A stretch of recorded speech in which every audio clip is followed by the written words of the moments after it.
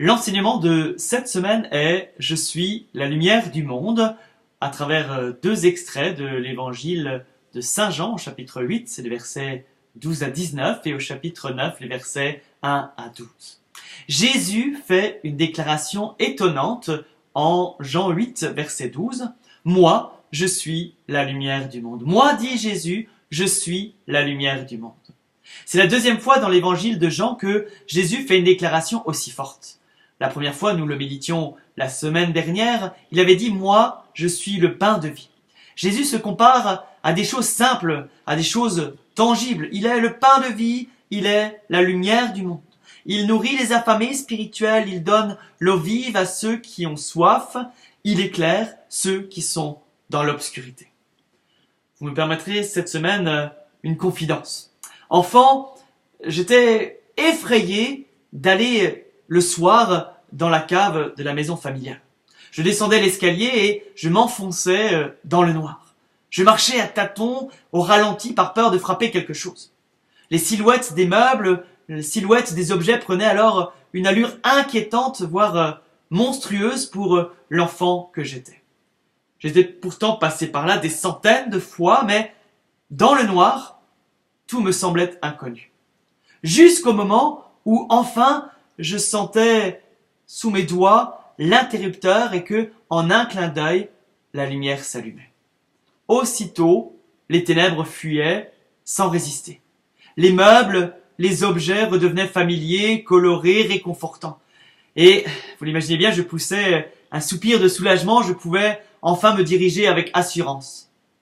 Imaginez-vous vivre toute votre vie dans le noir, comme dans ce souvenir d'enfance que je viens de vous décrire. Depuis la naissance, être dans la crainte, vulnérable, se déplaçant, titubant, sans ce sens primordial pour se rattacher à la réalité, vivre sans lumière.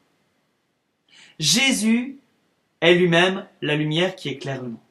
Personne d'autre ne peut prendre sa place. Personne. C'est lui seul qui fait briller la gloire de Dieu dans le monde. Dans l'évangile de Saint Jean, au premier chapitre, verset 4, l'évangéliste, en parlant de Jésus, qui est le Verbe, nous dit « Ce qui fut en lui était la vie. Et la vie était la lumière des hommes, et la lumière, lui, dans les ténèbres, et les ténèbres ne l'ont pas saisi. » Au chapitre 1er, toujours, les versets 9 à 10, le Verbe était la véritable lumière qui, en venant de le monde, éclaire tout homme. Il était dans le monde, et le monde fut par lui, et le monde ne l'a pas reconnu.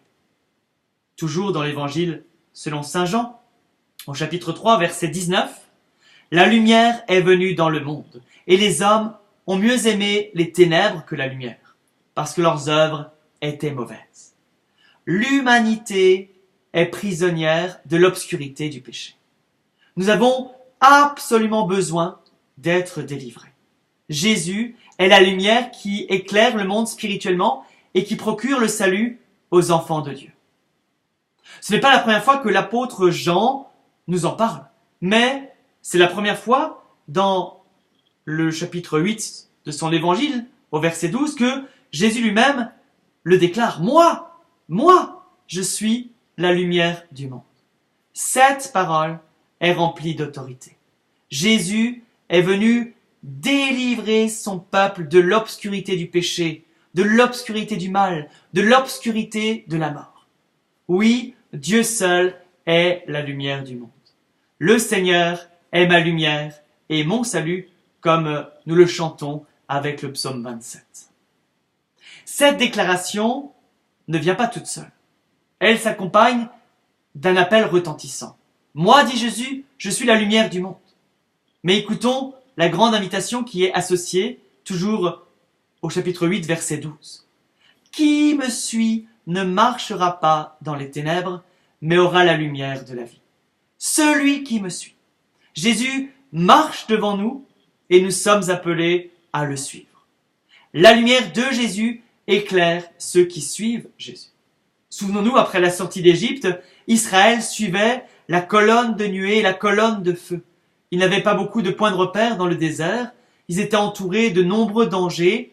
Ils ne savaient pas quel chemin suivre. et il fallait qu'ils suivent continuellement la lumière de Dieu. Aujourd'hui, Jésus marche devant nous. Nous devons le suivre partout où il nous conduit. Suivre Jésus signifie croire en lui. Suivre Jésus signifie renoncer à soi-même et être prêt à perdre notre vie à cause de lui. Suivre Jésus demande du courage et de la conviction. Jésus n'a pas dit que ce serait toujours facile. On est appelé à le suivre même dans les temps difficiles.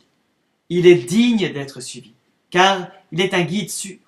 Il est vrai Dieu, il connaît la route, il est maître du trajet, il est fidèle et puissant pour nous conduire jusqu'à destination. Il est aussi vrai homme, il a déjà marché sur cette route avant nous. Il connaît nos problèmes, il connaît nos tentations.